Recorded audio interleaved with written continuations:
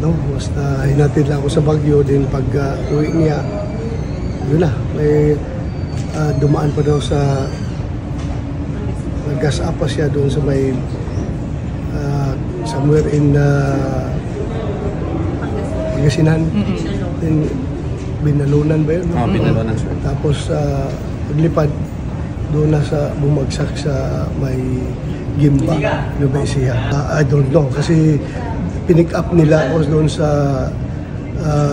Imus, Cavite. Hindi pa nagpatay na makina doon.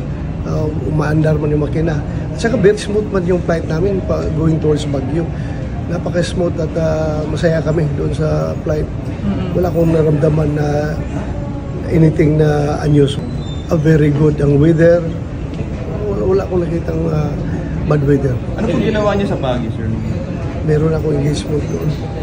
Sir, ilan po kayo sa kayo pumiyalik sa Baguio? 3. Sino yung dalawa, sir?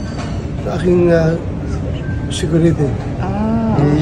Pabalik, sir, pabalik. Mag-isa na lang. Mag-isa na lang siya. Noong sumasakay na ako dyan ng mga panahon ng kapit period noon, sumasakay na ako ng mga helicopter nila. Paano niyo po nalaman sino nag-sponsor? Ano nangyari kay Graham? May mga text lang na dumating sa akin na hindi na daw makontak yung chopper. Nasa Baguio ka ba niya? Nandun na sa Pangasinan. Bumaba, from Baguio kasi bumaba ako ng